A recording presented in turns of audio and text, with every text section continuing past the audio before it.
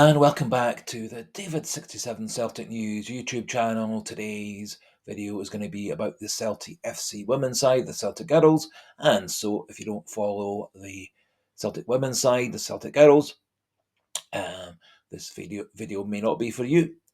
However, there will be a video about the men's team, the main Celtic team, later on today.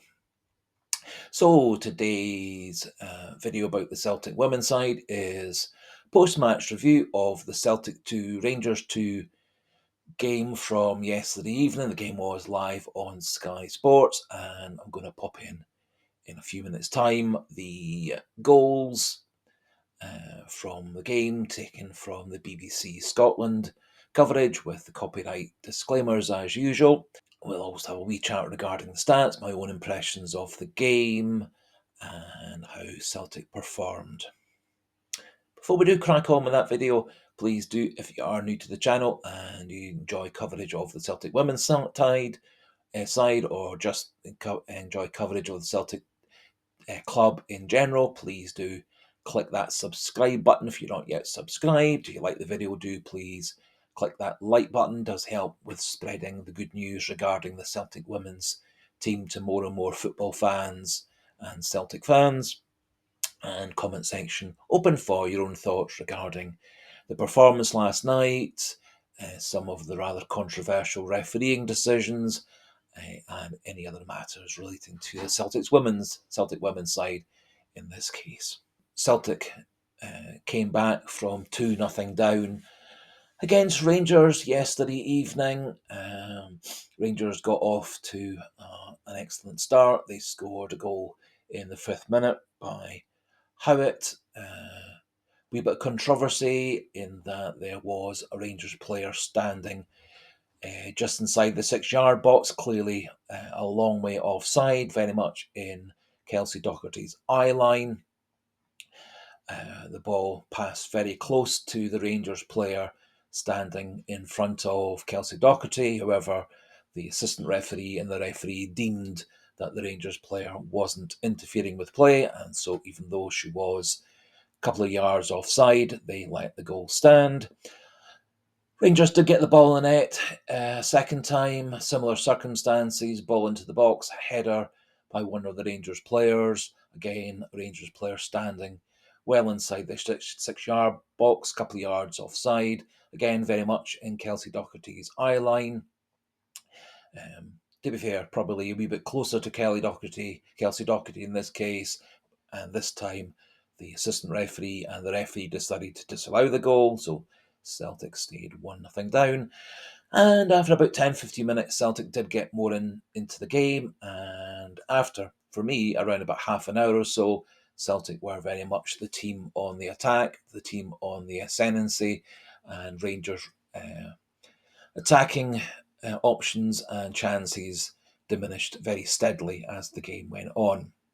Celtic did change things up a wee bit at half-time, reinforcing midfield with Colette Kavanagh coming on for Amy Gallagher, which did, I think, work out well, and I'll come back to that at the end of the video.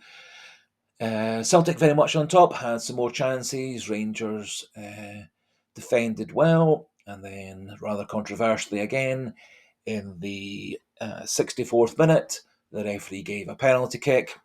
Emma Lawton jumping to block a cross from the Rangers' left winger.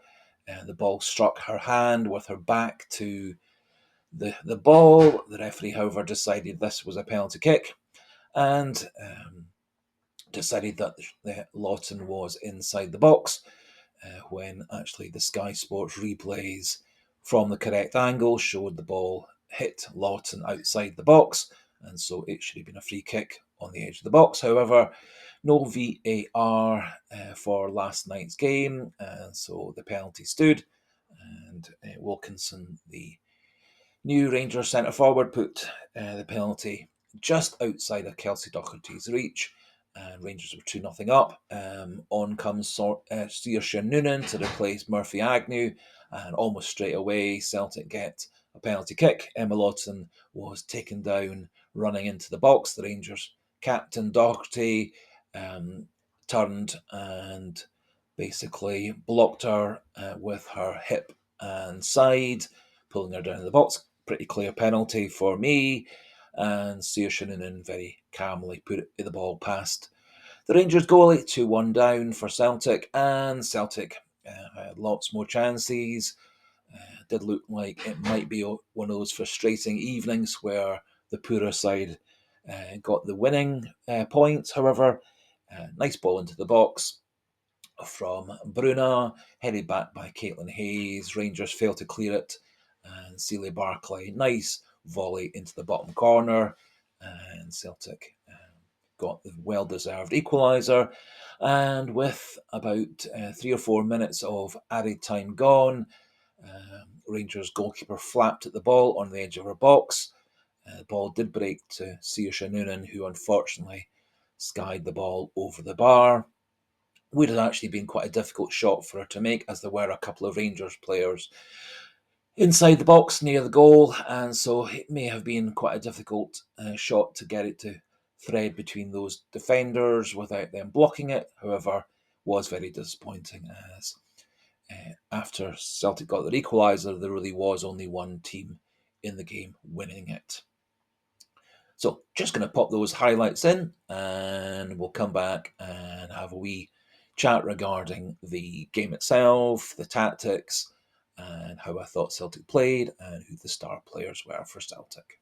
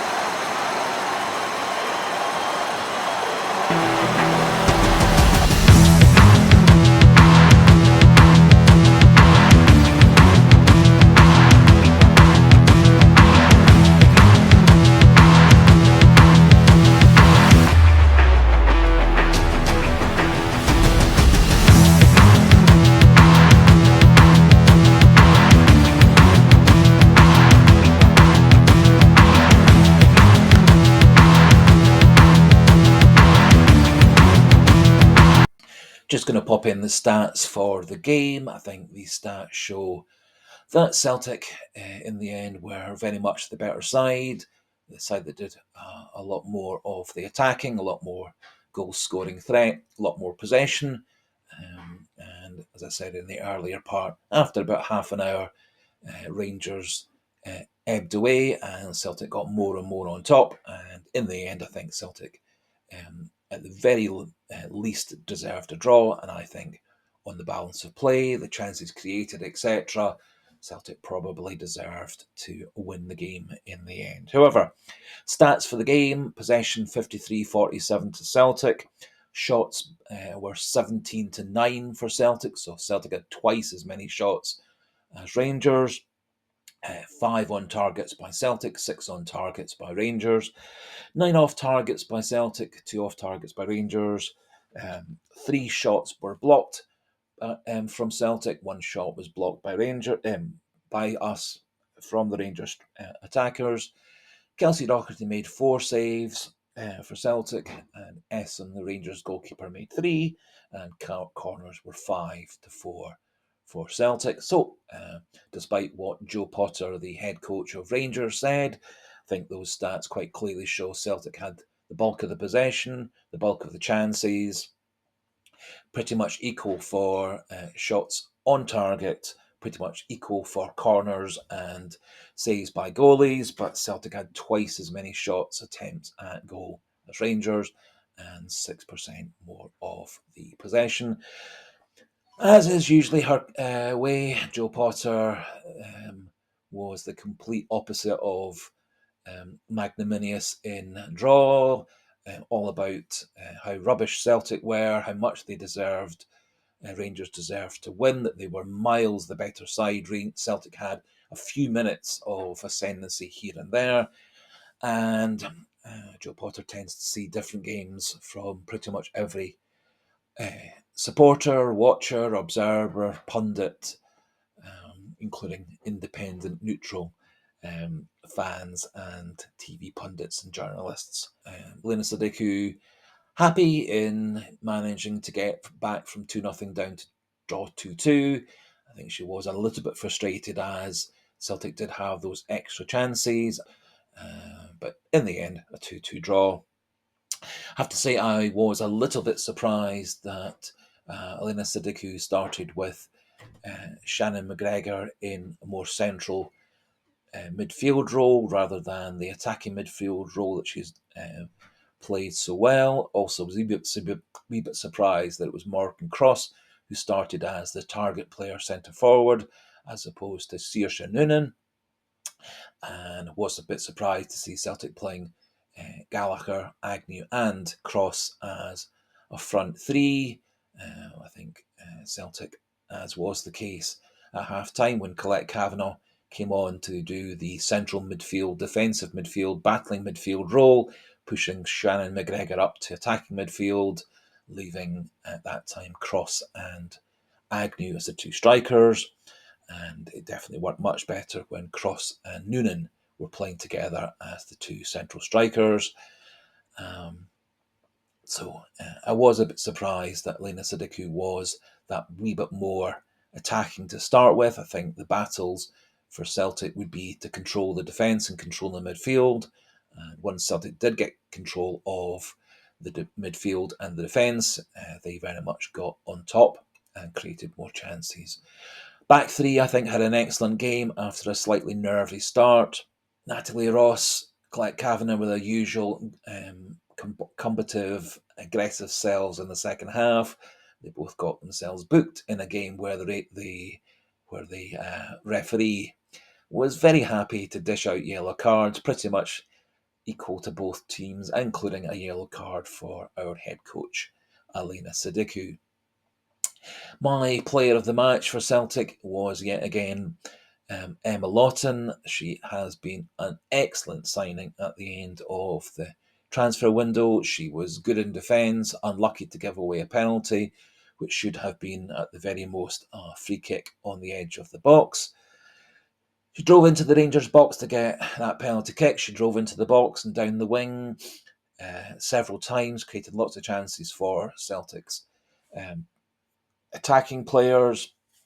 She was in the box trying to score as well, up and down the wing, defending, attacking, in midfield. She was absolutely everywhere, swapped from right side to left side, and was equally effective out wide on either side and breaking into the box. So a massive 10 out of 10 for Emma Lawton. Saoirse Noonan did waste a couple of chances, which were slightly weak shots. However, she did look considerably better up front than Gallagher, Agnew, and Cross had done beforehand, and did score that lovely penalty kick very calmly. A lot of pressure on her there, and slightly disappointing, as I said. She did miss a potential match winner with what would have been about 30 to 40 seconds left in the game. Caitlin Hayes, good in defence. Kelly Clark, good in defence. Kelsey Docherty did concede 2 goals, didn't really have a chance with either, nearly saved the penalty, and she had an absolutely stupendous save in the first half when Celtic were 1-0 down, keeping the score at 1-0. And more and more as the game went on, Kelsey had less to do in the goals. Overall, very good performance by her. And slightly disappointing performances by Lucy Ashford-Clifford. Wasn't quite on her game. She seemed to get snuffed out quite easily by the Rangers fullback and Rangers midfielders. Wasn't her usual self breaking down the wing. Did send in several really nice crosses from corners and free kicks, but not really Lucy's best game. And was a bit disappointed with Amy Gallagher, Murphy Agnew, and Morgan Cross up front. I don't think they quite took their chances. I think they got slightly dominated by the Rangers defenders. However, in the end, 2-2. That puts Celtic remaining in third place behind Glasgow City. Glasgow City have won 7 games and lost 1 game. That game was to us. Next weekend, Glasgow City and Rangers Women will be playing, which would give Celtic a chance to get to the top.